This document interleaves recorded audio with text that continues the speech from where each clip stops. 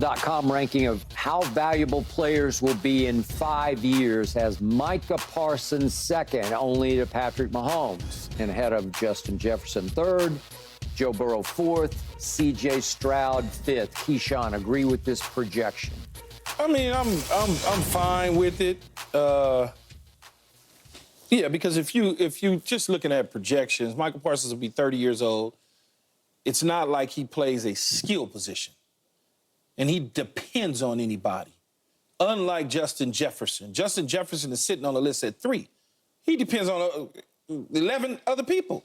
And when I say 11, I'm talking about the coordinator, the quarterback, the other receivers, the line. So it's a little different. And when you get to be 30 years old, 29 at our position, they start looking at you with like you got frogs on your shoulders. Yeah. You know, they start looking at you like, hey, a little bit older now, a little bit older. So I don't know that he'll be at 3 where he is projected today, 5 years from now. On top of that, what's his quarterback situation, right? What are the Minnesota Vikings going to do?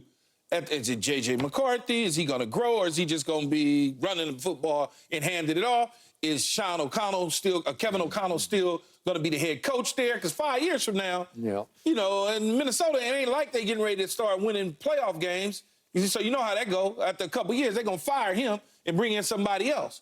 5 years from now, I'm predicting that he will not be the head coach of the Minnesota Vikings. So you got a whole nother system, a whole nother teammates. As far as Michael Parsons go, though, yeah, I think he could be in that top range because he can go get the quarterback. He doesn't need somebody to teach him, or he doesn't have to depend on as many players around him to go get the quarterback, to make a tackle. He's all out there by himself.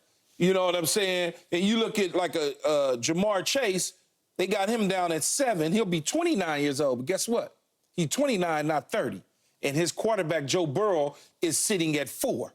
His quarterback is on the list with Justin Jefferson's quarterback. Who's his quarterback?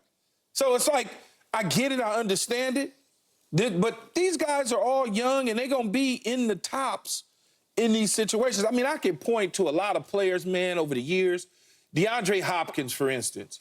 When he was at Houston, if this list was out and they projected him 5 years, he'd be top 4 or 5 guy.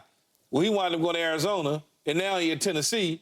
We don't even talk about D-Hop no more, right? Which he's still a baller, but we don't even really talk about him anymore. So it's kind of like, I get it, I understand it. It's a list. Number 2? Huh? Number 2? For Michael Parsons? Yeah. Ooh. Game changer, man. All he has to do, which sounds like a lot, because all he has to do, Skip, is do in the second half what he does in the first half of the season. Yeah, but it's just hard. It's hard. He tends to fade the second half of the season, so he gets a lot of blowback because those last 5 games of the year and in the playoffs, he doesn't do the same sort of things. If he could just get a sack a game, the end of the seasons and into the playoffs, we would be talking about him at a whole nother level than we do now. It's just hard for me to put a defensive player in the top 5 as far as impact on winning. Oh my you know God, what I'm saying? Yes. With the way that but I'm just saying, but you're talking about the greatest all time. But that's where you talk about the greatest. But that's where his projections in the beginning is to be greatest all time. Yeah, but we don't know that yet. No. They started him off talking about the next Lawrence Taylor. Okay. That's what they started. That's where it all started. They pushed him in front of everybody and put that yeast on him, and he's going to be the next Lawrence Taylor because he was doing things that we hadn't seen at that position in a long time. Okay. Yeah, I get it. But, like, for me, with the rules changing in football and everything, making it harder to tackle the quarterback, just the impact on winning, I put Jordan Love in that spot. I put him in there. It's tough for me to put a defensive player, Skip, because QBs and receivers have the most impact on winning. And I get, he sacks the quarterback and he pass rushing and puts pressure and stuff, but nobody has a greater impact than your quarterback in the game today.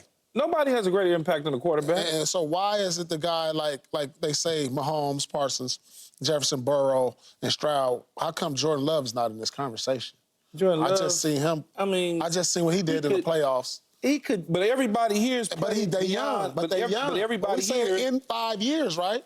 Yeah, everybody here, though, except the young kids, Smith from Ohio State and Travis Hunter is sitting at 9 and 10. So Everybody here has played a couple years as starters in the National Football League.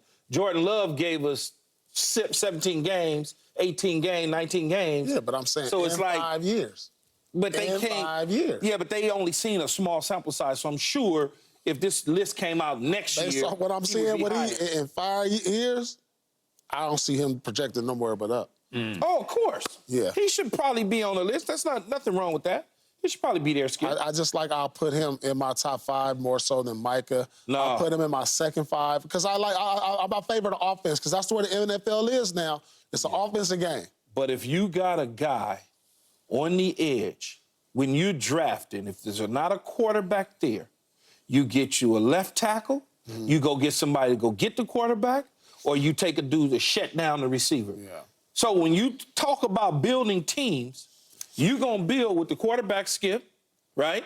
You're going to find one of those. You're going to get a left tackle to protect his ass, or you're going to go get you a Micah Parsons to go get his ass. That's what you do. But it's only a couple of them in the game at that level. Keyshawn Johnson. Yes. It is laughable to me, as much as I want to love Micah Parsons, that in 5 years, that 31 other GMs would say, we'll take Micah Parsons over Joe Burrow. Joe Burrow will not get worse in 5 years. He will only get a little better and a little better and a little better, and he's already really, really good. And I don't disagree with your Jordan Love because I believe he'll be in that top 5 in 5 years. In 5 years, that's what we're talking about. Yeah. And C.J. Stroud, from what I saw him, he will rise in higher into the top 5. I'm just talking about it's a quarterback's game. Yeah. I don't. The quarterbacks are always going to be at the top, Skip. There's no question about it. So let me take my own bullet for this because you talked about yeasting him up. I yeasted this kid up way prematurely. I was my oh Micah, 11 from heaven. We even did a music video to it. And it was pretty good. Thank you, DJ Steve Porter, for that. But the point was, he couldn't live up. And it's some cowboy overhyping, hype, hooray for the Dallas Cowboys. And to your point, Keyshawn, he didn't finish those last couple seasons. If he just gotten stronger and stronger and wrecked games down the stretch, boy, would I be standing on this table for him. He's entering his 4th year. Okay, but, man. And if you really want to break it down, it's really his 3rd year because he missed a year in college because he didn't play because of COVID. Yeah, man. I just needed to see a lot more down those 2 stretches of the last 2 years. And then against Green Bay and Jordan Love, when I needed him to rise and shine, that's what I'm saying. Micah Parsons had his worst game of his career stat-wise. He had no stats across the board. He had a bunch of zeros across the board because he is like he didn't play in the game. And I'm like, okay, and you're telling me suddenly he's going to figure it out and flip a switch, and in 5 years he'll be the second-best player ahead of a bunch of quarterbacks? Man, I hope so, but I don't see it. I can't even fathom it because he's played enough football that you should see by now. Oh, my God, Put him on a trading block and see what happens. Okay, but that's not the point. When you say he played enough games, Skip, you should be like, I'm sure general managers, presidents of teams, and head coaches put the film on, they go, oh, my goodness.